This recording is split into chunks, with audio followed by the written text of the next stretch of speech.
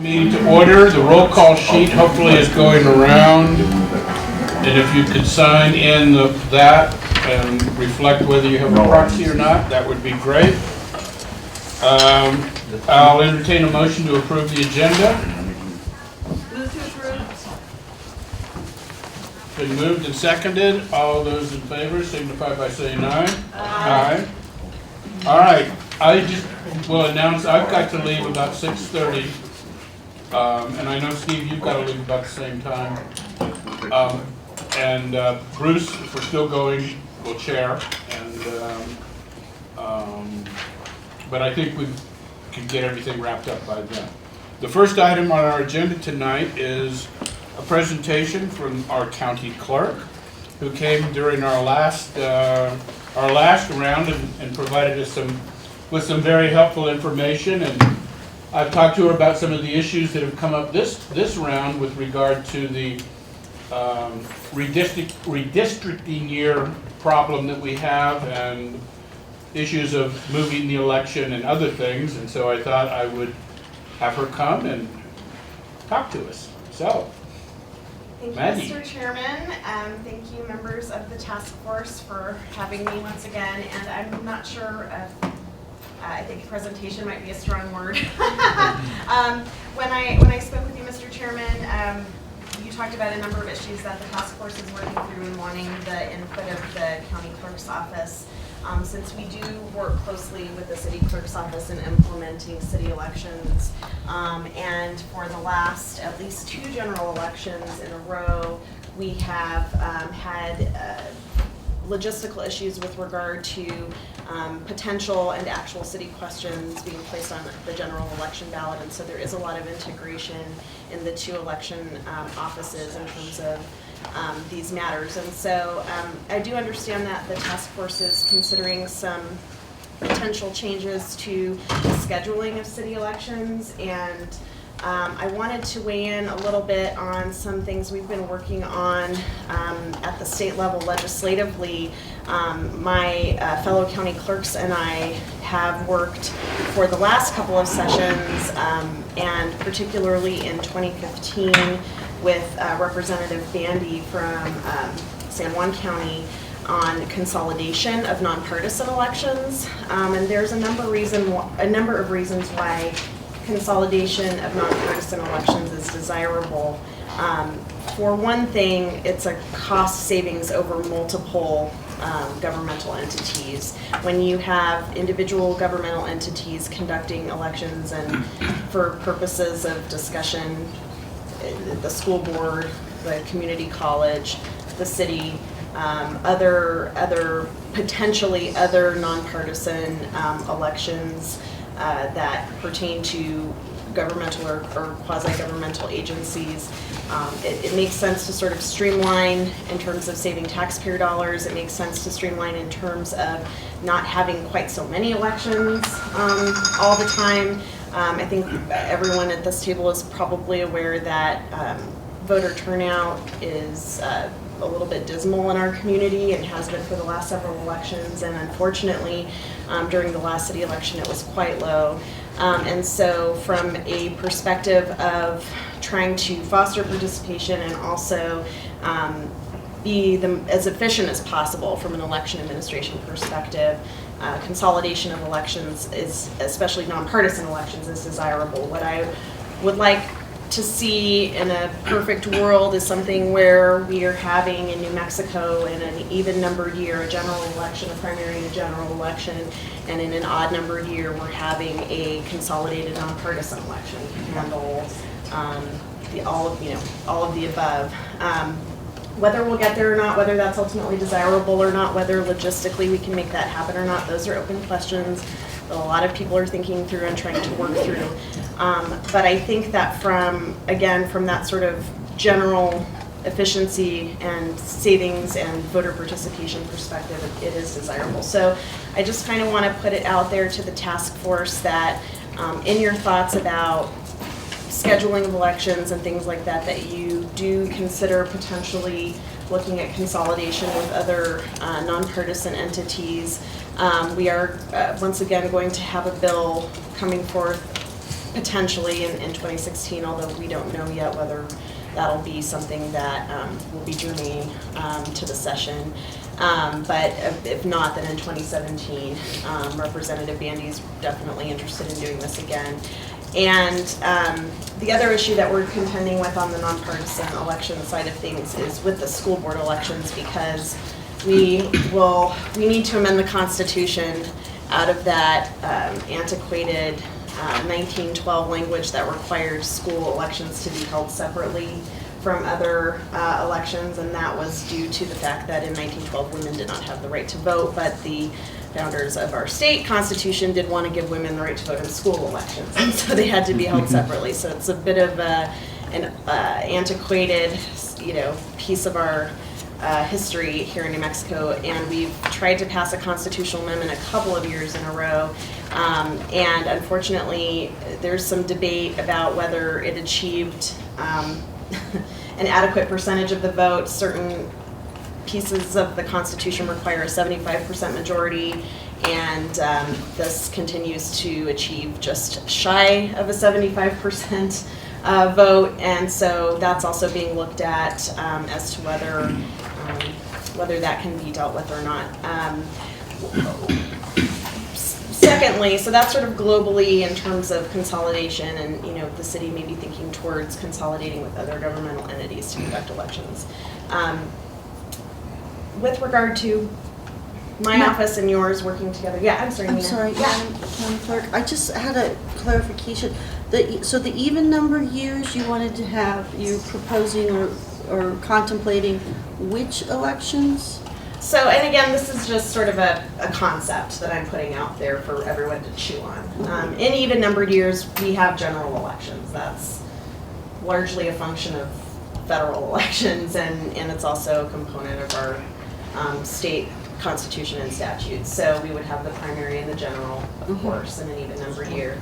And then potentially, one single election in odd numbered years that are nonpartisan in nature. Such as, you said, school board, the city, and what else? Community college governing board, and so CNM. So APS CNM here in Albuquerque, we have in February of odd numbered years currently. We have city elections in October of odd numbered years currently. We also have other quasi-governmental agencies such as the Middle Rio Grande Conservancy District and other parts of the state, soil and water conservation districts, et cetera, that could potentially be combined. AMAFCA, the Flood Control Authority, it currently is placed on the general election ballot, but there could potentially be an option to consolidate with them as well. So there are a lot of potential options for that. Also just, I was going to get off on it. I probably shouldn't do that. No, I'm sorry.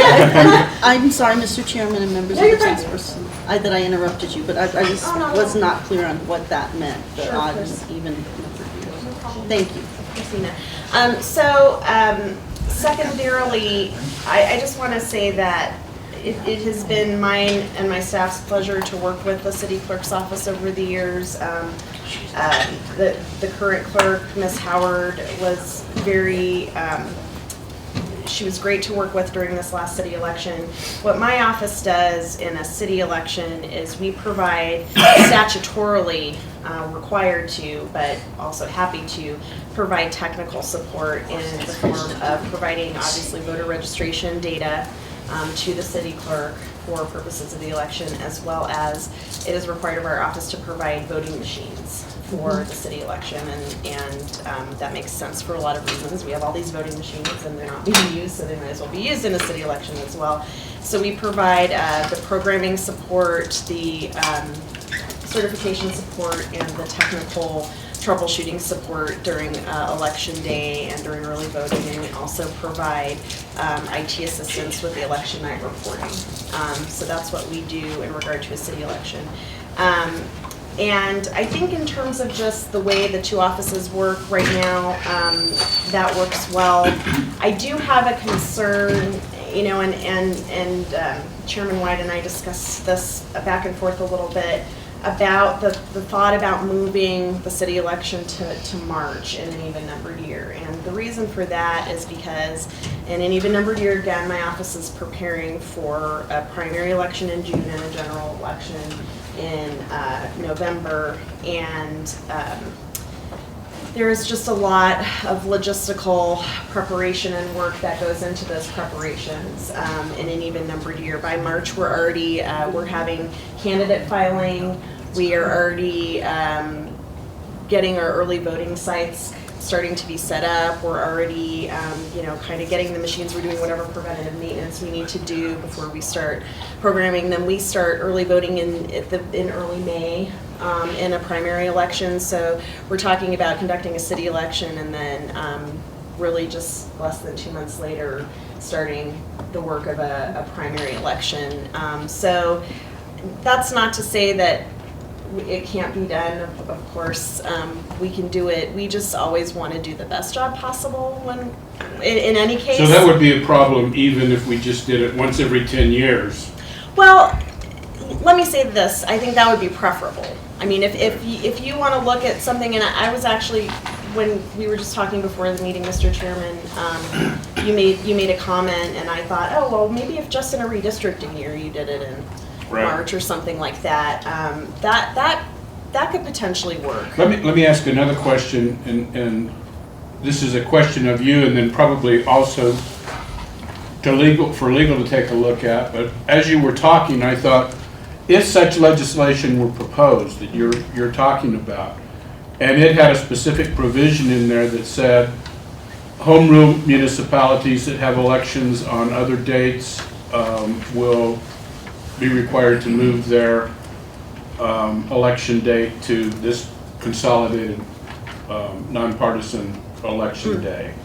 I think that would be something that would move the election date by operational law. And I just, that might be something that you might want to consider. I think Las Cruces and Santa Fe are in March. They are. And I think, who else is home rule? Gallup, I don't know. I think theirs is in March too. So it might just be Albuquerque, but that's one solution, is for us to do nothing and wait that out. And see if that legislation passes. I put that out there to you just because that may be something that does come down the pike, and I know that this potential legislation has gone through various iterations. I'm sure it will continue to go through various iterations because it's grappling with a lot of issues, including sort of cross-jurisdictional issues and questions about how for example, in the MRGCD example, that's a different voter registration database from what we maintain in the county clerk's office, and so there's a lot of, none of it is insurmountable. All of it is, there's a solution to these kinds of problems. It's just a matter of figuring out the best one. But I have seen versions of this bill, and we could potentially see a version where it's optional as opposed to mandatory. Right. So then that also gives the city some flexibility as to whether it does want to join in with a consolidated election or not. Obviously, there's advantages, but. Mr. Harrington? Mr. Chairman, I just want to make sure I heard correctly. The clerk just said possibly moving a city election to March in even number years. Had we discussed that, or was it simply to move it from October up to March in odd number years? I think we had been talking about, I don't know that we defined it, actually. I think in my mind, I was thinking we would push it forward. Mine too. That was my What I was thinking, maybe the same thing, was that we understood that many municipal elections were held in March. Right. And that we were trying to tie our election to the time when many other municipal elections were being held. Are there any municipal elections? If I could just, Sure. because this may Sorry. go to clerk for a sense. So our sense was, but you may be telling us a little differently here, that by lining ourselves up with many other municipalities, we were going to cause less strain on the system than more. But I guess what I'm hearing from you is that the existing system in other places may cause strain because of the closeness of that election to the primary season. No, let me get it. Yes. But Thank you. are the municipal elections statewide held in even number years? Or are they in odd number years? I think they're in odd number years. No, even Las coming up- Cruces just had theirs. Isn't Santa Fe going to be this next March, isn't it? Yes. So isn't that? Yeah, it is even number year, okay. And Las Cruces just had municipal elections. That's right, so they're not on the March Yeah. schedule. The city different may just be different than a lot of others. Because I did not contemplate, Mayor Gonzalez is not in for 4 years already to have another election come up. But it's not for the mayor, it's for the big For council. city Oh, just council. councils. but the current system in the odd number years, my understanding when we've been meeting and discussing it is that we would be moving up to March of that year, not moving forward to March of the even year. So maybe we could discuss that for a moment, because I understand the clerk's point. I mean, we'd basically be doing away with most middle-sized to major city municipal elections and piling everything on the even year. And picture it when it hits the governor's race or the presidential race, which you can't miss, right, in a 4-year period. Right. It would be begging for problems, I think. And again, we have been having all of these discussions, but they all arose originally from the problem that Laura Mason brought to us about the difficulty in redistricting years. So it may be that we just think about, I mean, I think there was even thinking there that if we even pushed it to November and December, that would be enough time to do it in redistricting years. This is a great opportunity to get the clerk's opinion on this. There's a discussion we've been having, to reflect what the chairman just said, of because of the census reporting, in that period when the new numbers are incorporated into the database, if you will, changing the deadlines for the election to move further forward, further later, I should say, deadlines for public financing, due dates, and all this other stuff, truncating the amount of time for that particular year. The discussion we've had, and I've been, on one side of it, that I believe the consistency of elections is what helps encourage turnout. And that to just do it for that period, as it is, it's difficult to keep track of everything. If you're running a public finance campaign and having participated in some, it's challenging as it is. So my question to the clerk would be, knowing the availability of the numbers on the census, we've heard that some estimates, draft estimates, are received early of what numbers are, and we could project from those, although some have said those have not always been accurate. The pollsters said those are not. Yeah, the pollsters, well, I don't know, no official has said it's not been accurate. Gotcha. I'd love to hear your thoughts on that, because if it can be expedited, and that would be the county working with the state and the clerk and all this stuff. We didn't get the city clerk's opinion on this, if I remember. We were going to ask her. What's your thoughts on it? So, thanks, Mr. Antune. So, I do think this is an important question to ask the city clerk. Again, my office has a role with the election, but it's a supporting role, and she's the one that's going to be dealing with the registration, the collection of petition signatures and the $5 contributions and, all of that stuff. So I would imagine that, squishing things up, as it were, could pose a potential challenge in some ways. In other ways, it can also be desirable. Certain processes that take longer can sometimes just demand the man hours of those days, when they could be spent doing other things. So I think it could potentially be a trade-off. But again, I would encourage you to ask her. You know, Do you think it can be done logistically or ministerially, from the Yeah, clerk's perspective? Yes, and here's how I will qualify that answer. In our offices, we can do just about anything that needs to be done as long as we have the resources to do them. What I would suggest is that in a year like that, you're going to want to the council would probably need to provide some additional support to the city clerk's office. You know, my staff and I right now, for example, are dealing with a special election that APS and CNM have decided to do in February of next year, which, to be perfectly frank, for the same reasons I'm talking about here tonight, it's a challenge for us to do an election in February and then to turn right around and try to make sure we're ready to go for the primary in June. But we are getting some additional resources, some additional help and training and things like that from other departments. Because we need it in order to be able to pull all of this off next year. So to answer, to summarize, I think yes, it could be done as long as there's adequate. Redistricting years, Yes, we can correct. get the numbers enough so the council districts will be known prior to the declaration of candidacy. The flip side to the issue isn't so much can the clerk do what needs to be done on a shorter time period. The answer to that, again, being a qualified yes, as long as there are the resources.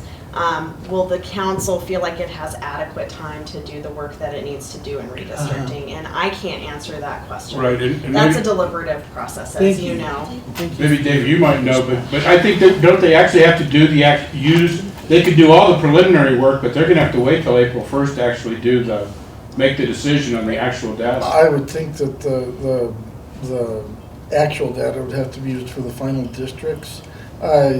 Yes. Once a decision is made as to where the districts are, the maps can be drawn almost instantaneously with the current software, but the political the hard part of any redistricting is getting everybody to agree on where the lines are gonna be, and Right. that takes however long it takes, and sometimes it doesn't get done even. And that really can't be finalized until, so that, under our current scheme, would be already pushing us into the start of the election process. I think the question is, The old what has been the problem? We talked about this at the tail end of the last meeting. What have we done currently with the numbers coming in, by the skin of their teeth to get in there? Haven't we still had deadlines following a particular way and not adjusting for a particular election during redistricting years? And haven't the candidates run, the elections occurred, and the swearing-ins and inaugurations occurred on schedule? I think Laura is the one who really has identified some of the problems with this, but It has I been think done, last though, time right? around, what we found was that there were parts of town with new districts that really didn't have anybody until the following election. In other words, the Yes. redistricting had Yeah. been done, and there were areas in, I think, the Southwest District that actually didn't have anybody until the election took place several months later. One more question. If we were to move the election up to March or earlier, and my understanding was to move it up and not forward, so in the odd year, wouldn't the redistricting year be even more problematic, because that's when the numbers have not come out in time to accommodate all those deadlines? I think probably if the election were in March, before the census data is available, We use the solved. old one. Problem No, solved. we use the old one. use the old one. Isn't that, So we're talking about a 6-month difference, really. Martinez. Mr. Chairman, I had an issue in terms of the terms. So if we change the election date and someone is elected to a 2-year term, they're sworn in, isn't there a problem with their term either going over 2 years, or how would that be resolved? That would have to be resolved in the proposal itself. It would say people would hold over until the new election date. Or, more likely, if as Mr. Antun is suggesting, we back it up, people's terms would be shortened. For And I had that one another- time. I had another question. Yes. I'm in the southwest part of the city, that's where I live.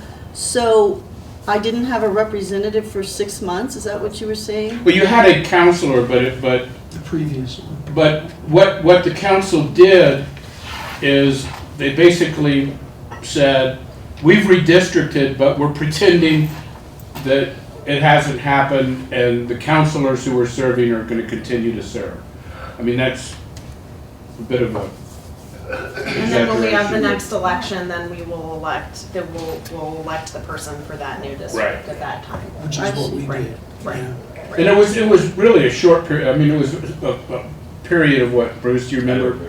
4 or 5 months. It was Yeah. relatively It's that short. 6-month period, you know. Right, right. I had, you know, I was the city's bond council at the time. I had a different view on it, which was that nobody lost their councilors and that the old seats stayed in place, and those people served their terms for their old seats until they were finished. And then when the election came about, based on the redistricting, that created new districts and new councils. But I never felt that people were without councilors That's a because, great point. because they elected councilors in a certain district at a certain time legally, Right. and those people held their terms until their terms were finished. But didn't the city take a different The approach? city took a different approach. I thought they were wrong. And I told them that. That's a very good point, because that defeats the argument. Right, Yeah, I'm it gonna isn't fair. ask if there's any more questions of the clerk, because I know you've got to leave. I and- do, I have one more comment that I wanted to make Right. before I leave though. Okay. Mr. Chairman, if that's okay. Go ahead, and then we'll get back to everybody's No, it's discussion. And I'm happy to come back and keep kicking these ideas around with the task force anytime, so thanks for being willing to have me. The last thought that I just wanted to put out there is to mention that I know that this task force put forth a proposal and the council adopted to put on the most recent city election ballot a proposal to shorten the length of ballot questions to a summary, which actually failed this last city election, and that was disappointing for a variety of reasons. Not the least of which is when we do get into situations when there is a pressing matter of urgency for the city and they are desirous, the city is desirous to place a question on the general election ballot. We have just been facing huge space limitations in Bernalillo County in the last couple of election cycles. I don't anticipate this election in 2016 to be quite as bad, but it's still an issue, and we haven't figured out a magic way to deal with it logistically yet, beyond just printing bigger and bigger ballots, and there's a lot of logistical and technical limitations to being able to do that at when you get to a certain point. So I would request that, the task force consider, trying to take another stab at that. Ironically, perhaps we need to place a question on the general election ballot, or perhaps the city could look at a special election. I think unfortunately, and it was funny just anecdotally in speaking with some folks, oh, well, I thought that meant that, people were going to try to hide, what was on the ballot from us. And that was sort of the perception that people who didn't, read their League of Women Voters Guide or whatever had of that question. I will say that, even just for the city clerk and conducting a city election, I mean, you all will recall the special election in 2013 with the city council runoff and the abortion question. Right. And you had a city council, if you were in city council district, you had that, and then you had 3 columns of, abortion question taking up almost the entire front page of a ballot. So, even the city council is going to be limited in what it can place on its own regular election or special election ballot. So taking another look at how to deal with that issue, I think is going to be important. It's for every other type of question on the ballot that's not a candidate race, we use summaries for geo bonds, for tax questions, etc. And it doesn't, people don't think it's being hidden in a summary for those types of questions. So how can we get at that issue? And I think, just lastly, I will say, in general, I do think that I do understand that sometimes there are urgent needs of the city to place a question on the general election ballot. That is certainly preferable to conducting elections at the same time on the same day. However, figuring out a way to, and I think you're trying to do that in these timing questions and things like that that you're working on, to get away from having those special city questions on a general ballot is probably good policy moving forward. And how can rewriting the charter try to address that? We might take another look at a different way to say what we said before, and not to give you heartburn, but the only way, one of the proposals up there is to amend the public financing that the council's considering now. The only way to make that charter amendment effective is to do it in the general election. Yeah. In 2016, the only way to make it effective for the mayor's race in 17 would be to do it in 16. Well, let me just say, Mr. Chairman, I'm getting used to this. The only request I ever make of anybody is please don't make me go to the Supreme Court after my ballot's already supposed to have been printed. If we can avoid that, I will be a happy camper. But other than that, we certainly, and I just want to reiterate, we will always try to work with the city of Albuquerque and try to make things work. We try to be in my office very proactive and solution oriented and not, we can't do this. Mr. Chair, question for the clerk, please. As an idea, as an alternative to printing them on the ballot, does this make any difference? If the question were to say pretty much what it said, the one that we submitted before, and it says provided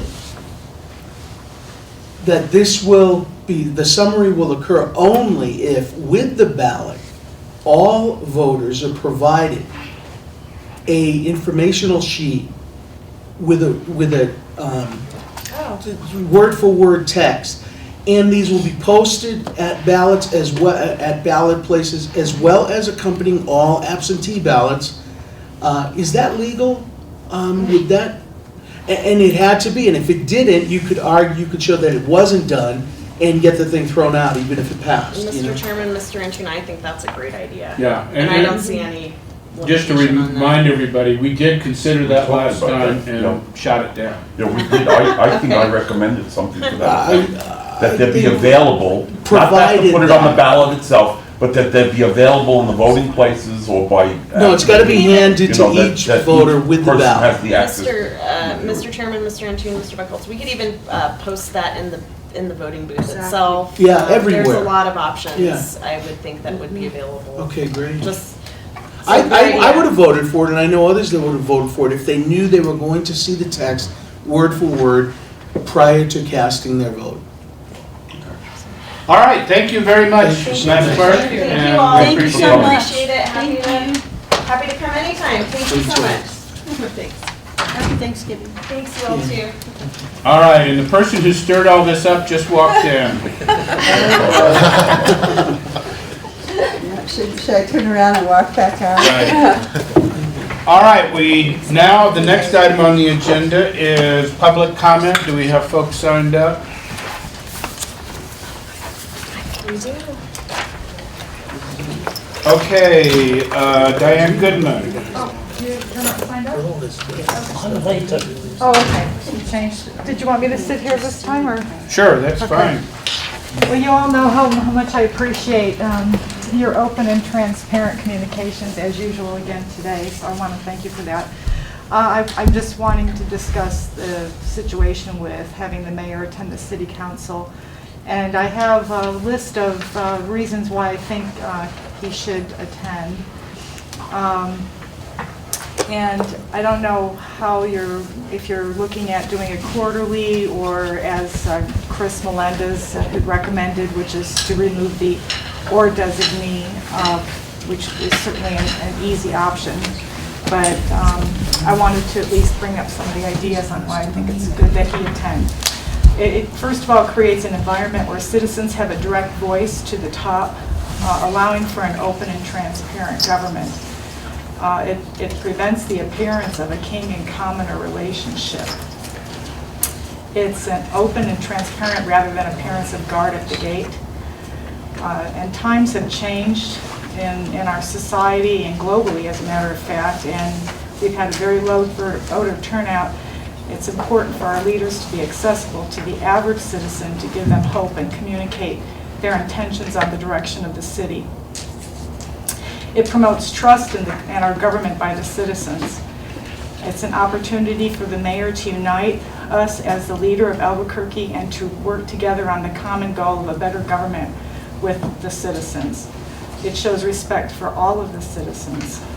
As you stated in your last meeting, the individuals who are intending to run for mayor have determined it will require campaigns costing around $1.5 million. This further separates the citizens who want good government from the ones who have the ability to financially influence government. So it would prevent the contamination of our democracy by giving all the citizens access to the top. It eliminates any appearance of elitism, which can divide a community. It's a proactive way to prevent city hall takeovers and sit-ins at the mayor's office by allowing citizens to air their concerns as they arise, rather than let them boil over and then have it posted on mainstream media, social media, and YouTube, which creates bad publicity for Albuquerque. And I would like to add, at the last city council meeting, Councilor Winter had made some comments, so I transcribed not perfectly because it was he spoke it instead of wrote it, but I want to have you hear what he had to say. He says, "I'm kind of really disappointed. I know there has been a lot happening in the city this last couple of months, but the communication out of the administration and working together, it hasn't been there. I understand everybody's busy and everybody has issues they have to deal with. I just don't get it. That's what working and trying to make things to make government move forward. I just don't think the administration has been doing that very well lately. And even though this change is not a reflection necessarily on the mayor, we need to have a mayor who participates so that citizens can feel like they are being heard regardless of how much money they're able to contribute. So I hope in your discussion you will evaluate that and either try to figure out a way where he can come quarterly or remove the or designee so that he is required to be there every time. But however it is, I think citizens, if you do it, which I hope you will, I think citizens will want to know when he is going to be there so that they know that they can specifically say things to him directly rather than have to send a message indirectly, because sometimes it's very hard to get a hold of the mayor unless you have a checkbook. So I just would like to thank you very much, and I really appreciate it, and I want to thank you for adding it to the agenda too. So thank you for that. Democracy. Thank you. The next speaker is Nora Anaya.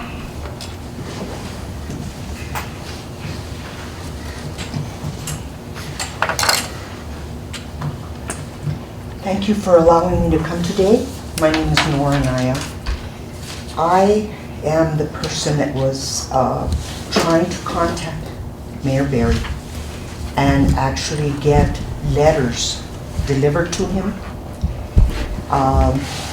This is very important to me that we are able to at least have an opportunity to speak to him. In the last 4 years, we have been unable to contact him at all.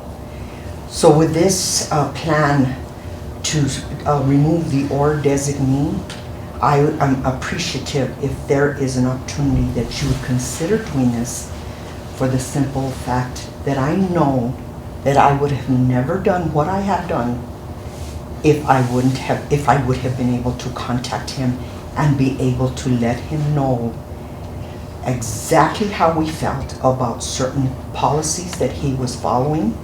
I have people that have come to me that have asked me what had happened to the women in the West Side that they were trying to contact APD and get them to investigate. For years, that had never happened. There's certain policies here, certain things that had happened that had never been able to contact the mayor to ask him directly to help us. With that being said, if we can do this, contact him and allow him to know what we know as a community, there would never have been a protest. Would never have been a sit-in. There would never have been a takeover of the council. And I thank you for your time. I very much appreciate what you're doing. This task force is remarkable in my eyes because I see you are working diligently and actually listening. Thank you so much, very much. Thank you for your testimony. And the final public testimony tonight is, I just call you Tad.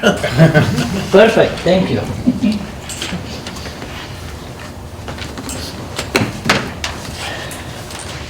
Okay, my name is Ted Yumiski. We know right here, we all know. Thank you. Now, what I wanted to speak about charter, rules and regulation, other stuff. Well, let me pass it. Put this one and pass around.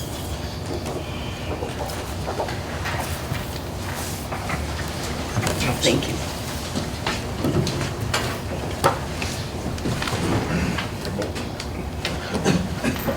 Here is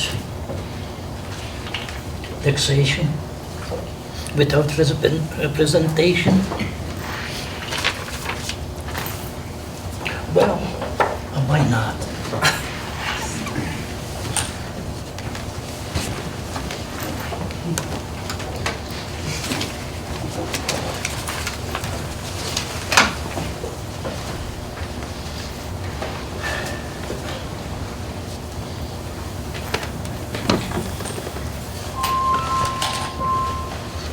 Okay, I think while those are circulating, why don't you go ahead Okay, and get started on your testimony? okay.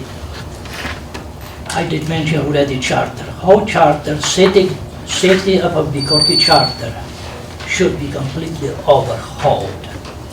Because in present time, most of the charter, it is unconstitutional. Why I'm saying that? City council as electing official and all electing official cannot impose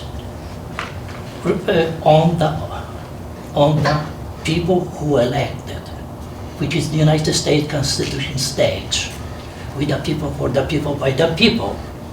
And you cannot impose any rules against master, who mean people who put you into the office. So that was one of these, more regulation, less freedom by Albuquerque City Council. That's this one side. Now let me go further. What they're doing, they're using administration law, which is unconstitutional because administration law is applied only to administration, not to the people. Again, with the people, for the people, by the people. We have all the seizures, cars, take all the personal properties and so on. I have also another thing right here. My answer, partial answer, I had for a year and a half on my car, this sign. Finally, State Supreme Court got involved in that, said enough is enough. Because most people in jail are who cannot afford it in even $300 bail. And also, people are also forced to stay in jail if you don't plead guilty. If you plead guilty, you get probation and it's supposed to be taken out from the record, which is not so. It's a lie. Always going to be on the record. Now, okay, constitutional administration law, okay. Okay, that pretty much I summarize, So it is serious thing, because already we have different government involved in state, in threatening to senators, as we probably know already, suing city. So, and it's going to be more and more tax. So, it is appropriate to overhaul a constitutional charter. Simple as that. What happened? It is hard to do it, I know. That's right. Thank you. Thank you again for your testimony. Thank you. That's all the public testimony or public comments. It's now to our task, discussion of our task. The one thing we had, the first item on our task was something we'd actually set for a potential vote tonight. I don't know that we're ready to do that. Is there any consensus developing or ideas developing on what to do about this question of the election and the question of redistricting? Can you remind me again of the dates? The census for the redistricting is issued on a certain date, which then you need time to have everybody fight over it, and then... Census data is April 1st and... Of the following year, so... Of the election year. Of the election. Right. April 1st of the election year, okay. And then the actual petitions start, does anybody remember the exact date? For which office? For council or mayor? Or Council. both? They're different. Council starts March 15th for exploratory. But Okay. now if we get rid of that, well, Well, let's talk just- of moving it back, but it's March 15th. March 15th, okay. So they won't even have the data until the process has already begun. Mr. Chairman? Yes. Point of clarification. For those in the audience and others who don't know that according to the U.S. Constitution, we have to take an accounting of all the citizens in the United States, and so it's held every decade, Right. so that everyone's clear on that. And then so it would be the next year, 01 or 11 or Right. whatnot, that then the numbers come out from the United States Census Bureau. That's correct, yes. Yes, ma'am. Mr. Mr. Entier. Chairman, in response to your question, I think it's not ripe for a vote tonight, but I do think it's important that we spend some discussion tonight, or else when do we do it? Yeah, no, I'm opening it for discussion. And I had a question for Laura. Laura, when you discussed moving the election time in order to accommodate this situation, were you suggesting that we move the election back earlier to March or April, whatever it was, or move it forward into the even number year, into March or April? I think we were talking about moving it into the even numbered year, because I think that's when the other cities have their I agree, and Okay, if I could say, I there was agree a- that was my understanding, Okay. that what we were trying to do was to have our elections consistent with the majority of municipal elections in the state. And if I could just further on that, while I appreciate the concerns that were expressed by the county clerk regarding the closeness of that election to the primary, it seems to me that that is a battle that most of those clerks must have been fighting in most of the state for a long period of time. Because as I understand it, most municipal elections are held in March of even years. And what we were trying to accomplish was to line ourselves up with other municipalities. Mr. Chairman, could we ask staff, unless you know off the top of your head, could we get from the Secretary of State's office, or wherever it is, a list of the municipalities in the state and when they hold their elections? Because we know the second largest city, Las Cruces, holds it in odd number years. And which means the largest and the second largest, which accounts for probably half the state's population, holds it in odd number years. Now, I know Santa Fe evidently doesn't. but I would be interested to see, not that a majority should rule in this. It's not a it is all of them except for us in Las Cruces and maybe one or two other home rule cities. Because that's set by state law. Okay, but it would be interesting whether, we're dealing with representation here, and it would be interesting to know whether there is a majority of the citizens who now vote in odd number of years or even number of years, not necessarily a majority of the municipalities, because some of these are very small. Sure, okay. And can accommodate even number of years when other elections occurred in them. Why don't we, if you could get that to Mr. Antoon? Thank you, Lindsay. And then for the Mr. Chair, for the recommendation to move the election to March, I thought that the county clerk and you had come up with a good compromise solution, which was to only have it in the years in which a census is at issue, so it's basically every 10 years.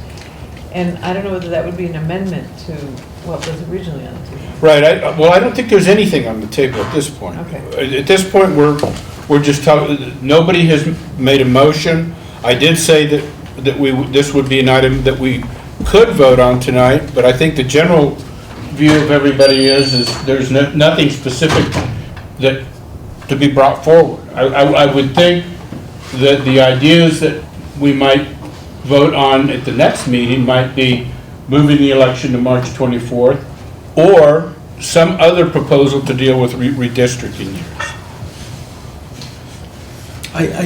Mr. Chairman, Myra's comment is accurate, and yet the clerk at the same time spoke of her ability to accommodate both options.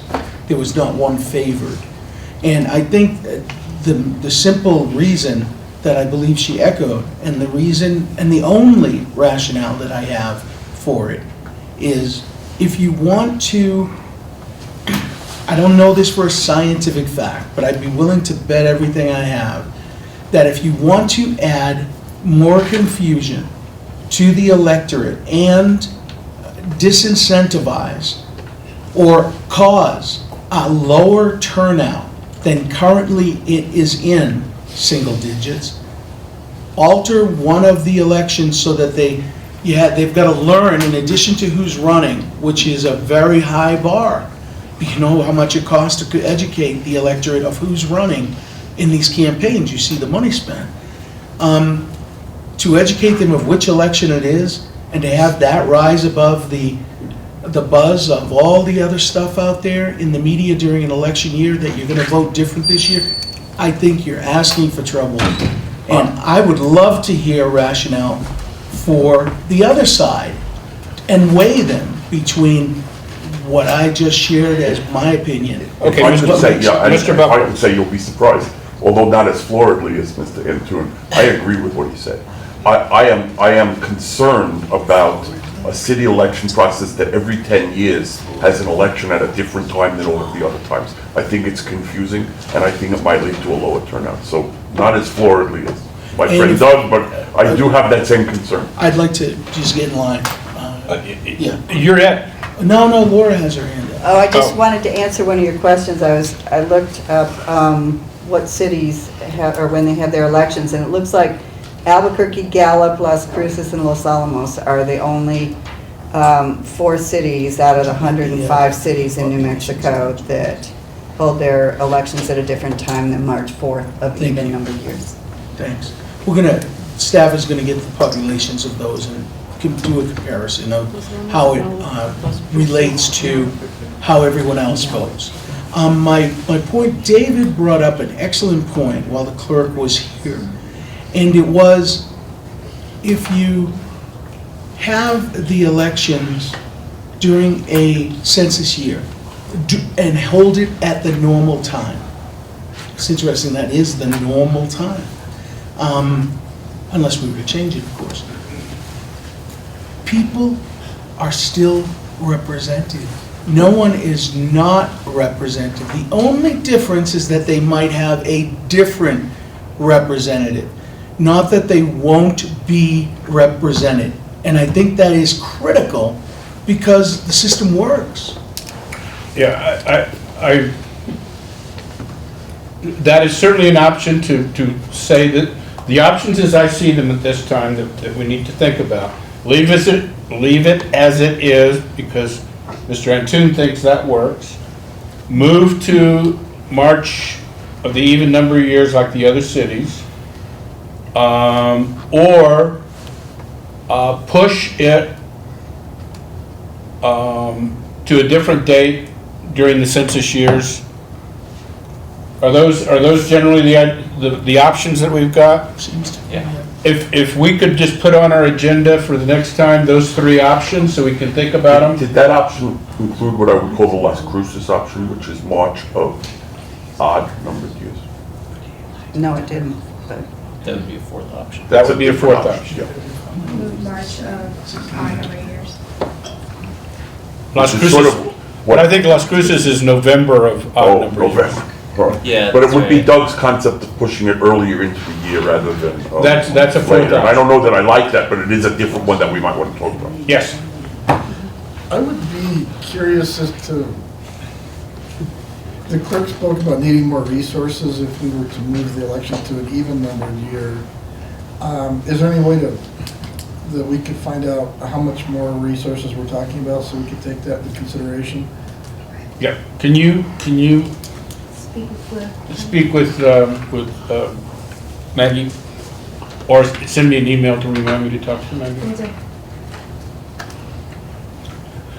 Is that kind of, why don't we put that in so that we decide that at our next meeting, which is December 3rd, 4th? Third. 3rd. If it's Thursday, it's the third. Yeah, the 3rd. Do you anticipate we'll vote at that time? Yes. sir? Okay. December 3rd. We need to start voting because that's our second to the last meeting. Ho, ho, ho. And can I ask a real quick question? So the idea about pushing it up to the beginning of the year is we beat the census altogether and kind of Right. ignore the new numbers. And the other thing that it does is it shortens terms instead of lengthens terms, so that takes away that issue as well. For the first go-round. For the first go-round, it was shorten terms rather than lengthen them, Okay. which in my mind is preferable. But okay, the next item on our agenda is the role of this is, I think, the role of the mayor was the public testimony that came up at our last meeting, and we heard some testimony tonight. The other issue that came up was to look at forms of government and whether we want to go to another form of government. Those are the two things that I see.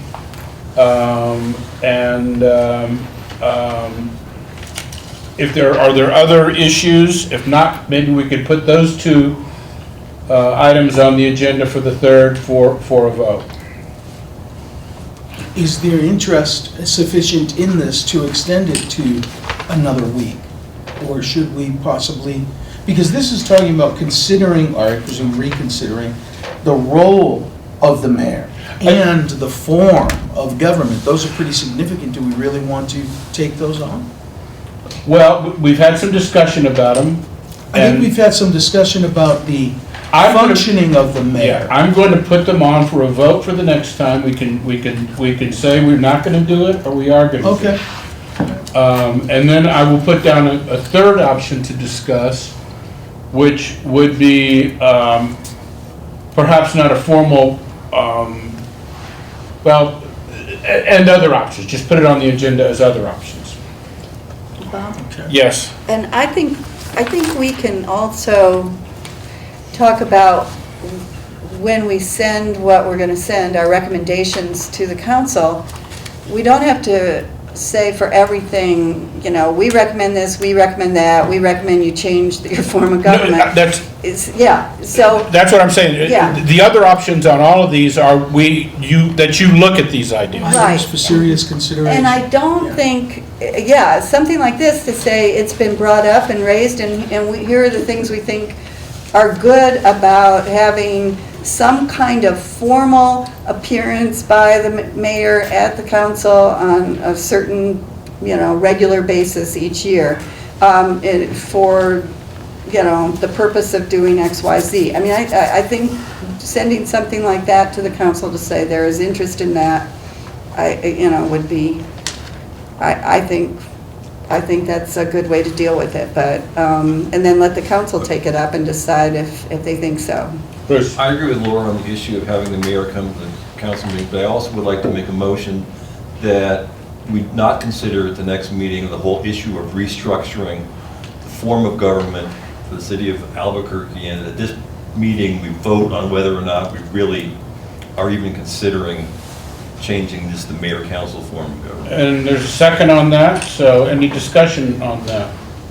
All in favor of not considering it? I think it was the motion was in the negative, but that's okay, we'll entertain it.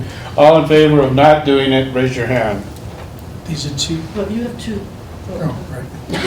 All right. So we're not going to look at the form of government, but we will look at issues relating to the duties of the mayor. All right, that gets us to the a discussion and what we had talked about doing here. And I remind everybody, I'm going to be leaving at 6:30. Bruce is going to take over if we're still going. But I love you guys, but Isabel Allende is much more attractive a proposition for me tonight. Before we Could I ask, I'm sorry. Before we get to item C, I'd like to move that item D be moved to the next meeting with some materials that were requested. Yeah. If this comes out, at this point, I'd like to move item D to the next meeting. That's been moved and seconded. Any discussion? All in favor say aye. Aye. All opposed? If I could, if I could ask for a beginning in the discussion of C, could someone give us a brief summary of where these matters stand relative to our request of the council in the spring, and where they stand in regard to the decisions on those requests? All right, here's what they did get deferred, didn't they? Yeah. Till January? Okay. The actual two propositions that we sent were deferred until January. The council has asked us to get back to them with any ideas that we might have as they look at them upon further reflection of this committee. This committee decided at its first meeting that we were not going to be getting involved in rewriting of anything, but that if there were ideas and concepts that we thought that the council ought to take a look at with regard to the open and ethical election charter provision and the election code, that we would give them a list of things and ideas for them to explore. Okay. That's where we are. At the last meeting, I said that what we would do at this meeting is limit. We would come up with our list of things that we're going to deal with. Now, there is one thing which is a formal thing that I would like to put on our list that we deal with, and it's really a corrective thing, but it has come up about that, and you've got an amendment. Why don't you just get that amendment? Actually, it's being addressed. What is the issue is that Independent expenditure back in. the independent expenditure stuff back in the code.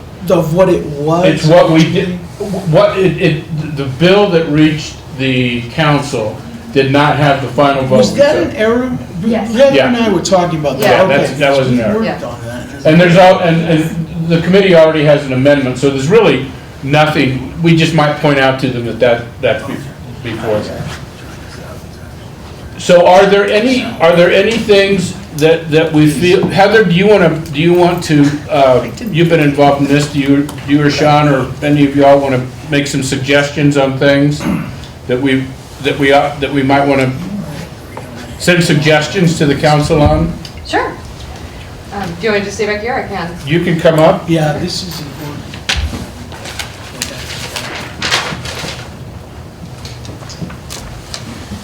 Thank you all very much for doing more consideration of this. As we have talked about in some of the previous meetings about needing to have a viable public financing campaign, one of the most critical components of that being reinstituting the 4-to-1 matching programs that used to be in a different form in the previous versions of this before it went through some of the different case battles that it's had.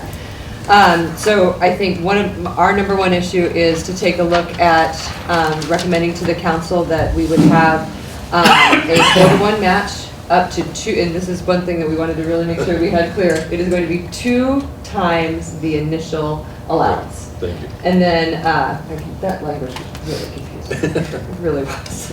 And then for the mayoral elections, and this is really essential, I think, especially if we were just talking about how they are becoming more expensive in the next election cycle, would be to have 3 times the initial allowance that could be collected in small, up to $100 contributions and matched by the city. After that, you can still collect more, up to $100 contributions. All right, there's going to be 2 items there then for next week that I see. One would be that we urge the council to use the language they've got in the existing charter, which is 2 times the original distribution, rather than the formula that we had last time, which was confusing to a number of people, which I think said 200%. Yes. The second issue is whether we should recommend council consider 3 times for the mayor's race. So those are 2 issues that we will have. Okay, actually 3, because we do want to have we do want to recommend they deal with that amendment, or at least point out that amendment to them. Point of clarification, Mr. Sure. Chairman. Are we looking at this council bill number, the P-15-12? Is that the matching? Is this language in this bill, proposed bill? No. No, it's the Okay, 12. it's the, do we have a copy of that? What it would be, have been, is, it would have been originally under section 16 of what was originally opposing funds, or the trigger funds that were ruled unconstitutional. So that would be, That's section 13. That's Oh, is what I it- just read. oh, is it 13? That's Well, they changed the number again. No, open it up That's for the election. Okay. That's the one I just Oh, read. I'm sorry, yes, you're right, okay. So that is the correct, Yes, the matching language is in that. yes, except for right here in section D is where we would be getting rid of that 200% and making it 2 times. Right. And That's that's been on confusing for everybody. page, what page is that? Page 21, line 25 Of 12 or 13? of 13. Oh, no, 16, sorry. Article it's- 16. It's I meant dash- actually it's council dash bill 12. number. The bill number, it's P12. 21. I have P-15-12 by Don Harris. Yes, he's the Okay, sponsor. then that's page 21, line 25. Yes. That's it. Okay. Thank you. All right, so now we've got those 3 issues. The other issue that I'm aware of that I think that is worth us considering is shortening the time periods. Did we want to expand it? to From 6 the weeks and 8 weeks? original, it's No, to we're- expand, but to shorten from our draft. From our draft. Yes. Yes. We're commenting upon our draft. Okay. So it would be shortening the time periods in our draft would be another issue. I agree. Okay? Are there other issues that, Yes, please.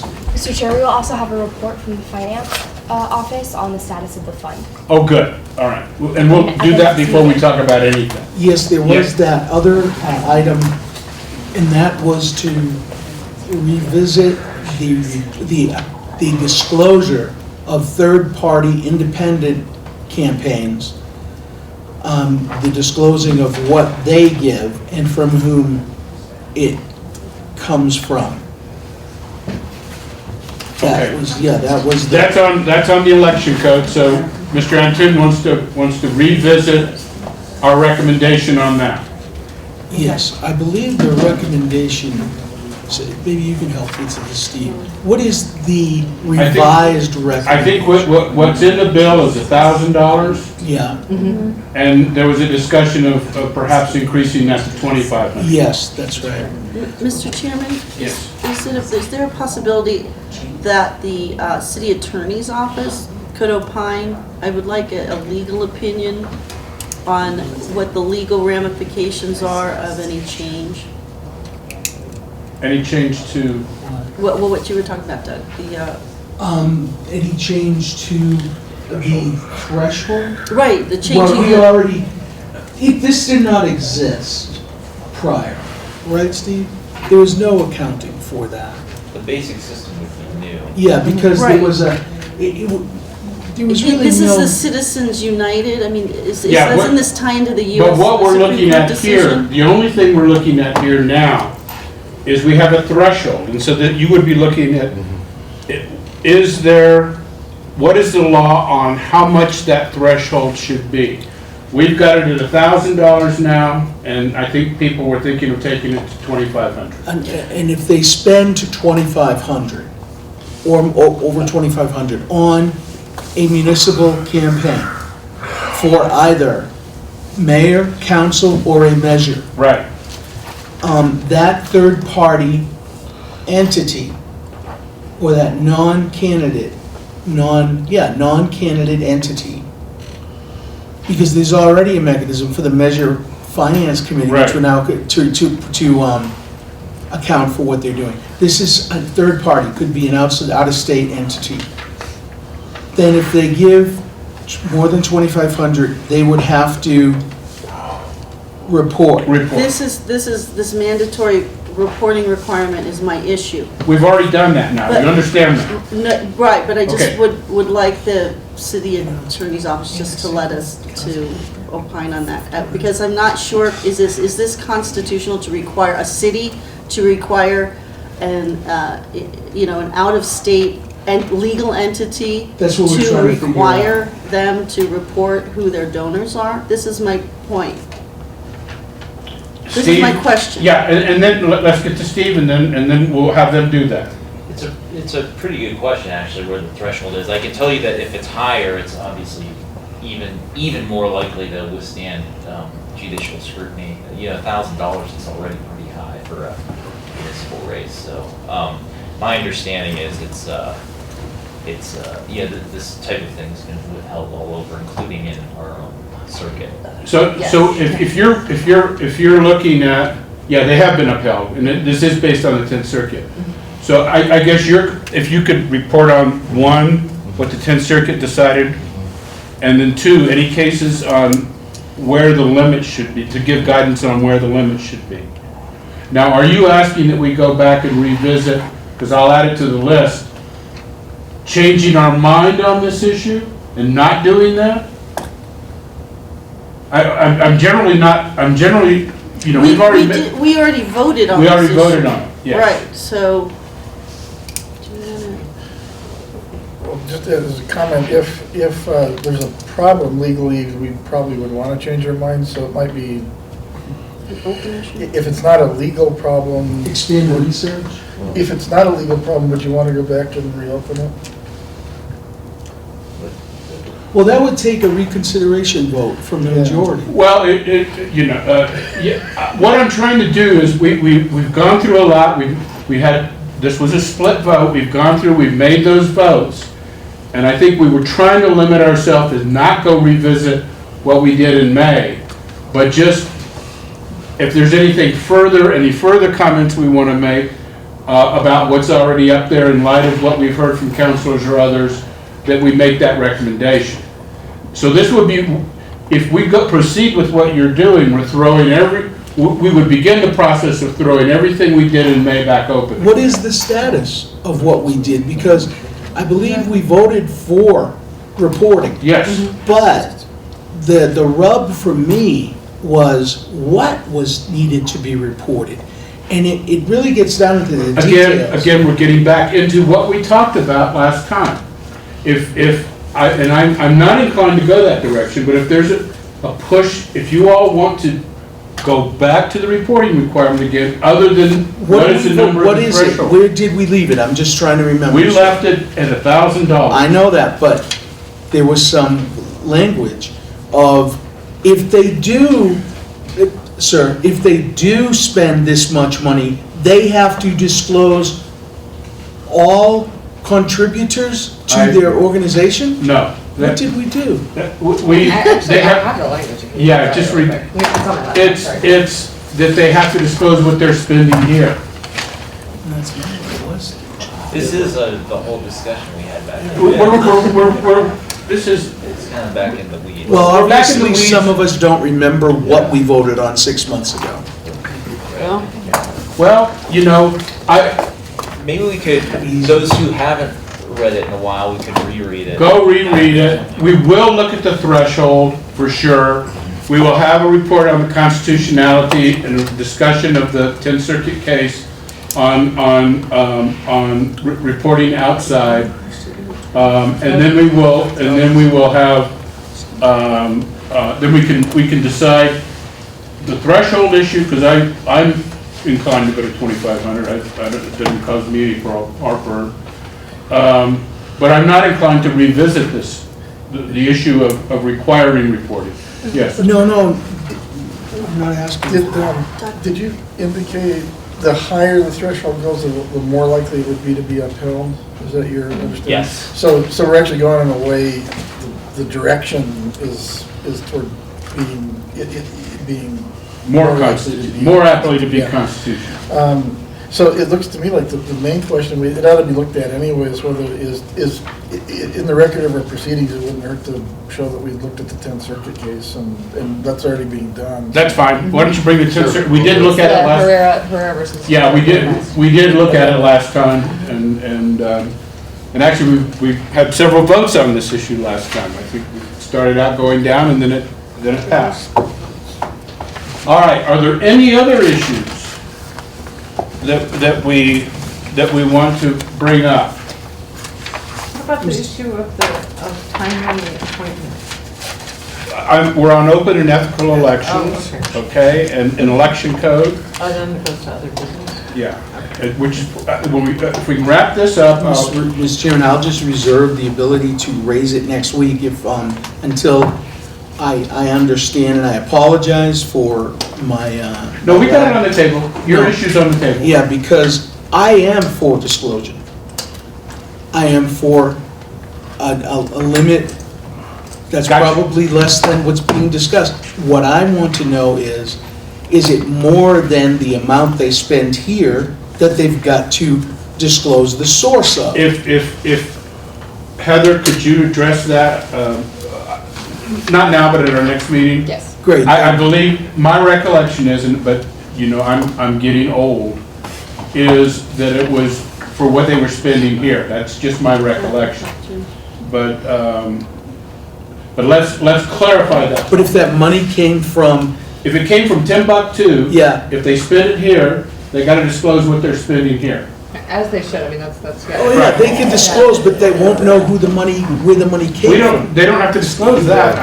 We're not making. You get into a very tricky area when you try, if you're, I mean, there's a way where You wanna know there's who some they that are. put it, that, you know, your top 3 donors, but in what good does that really start to do for the public or for the public trust to disclose that? I mean, Why don't we have, It is needed to return. let's start, my recollection is they don't disclose that. Correct, but they just need, I mean, they're officers and they need to register and do all of that stuff, yes. They need to do the disclosure of who they are as an entity, Right. but they don't have to disclose where they got their money, only how they're spending it here. That's fine with me. Okay, can we have that clear? Can you give a little presentation on that's what it says? If that's what it says, we got nothing to Thank you, discuss Mr. from my Chairman. perspective. Okay, all right. Anything else on open and ethical elections? All right, at this point, I'm going to leave and go hear about the Japanese lover and, No, I move we adjourn, we've covered the agenda. no, we've got some other items. So motion, okay. What, under other business? Well, I Wait, think what are we voting on? We moved. we're not voting on ethical. anything unless somebody's moving. Is there other business? We moved I would- ethical to next time. Yeah. Motion to adjourn. A motion and second was made. Okay, all in favor, say aye. Aye. And just, if we've got other issues. It's still Yeah. in committee, so we can have that to the on the 3rd. Okay.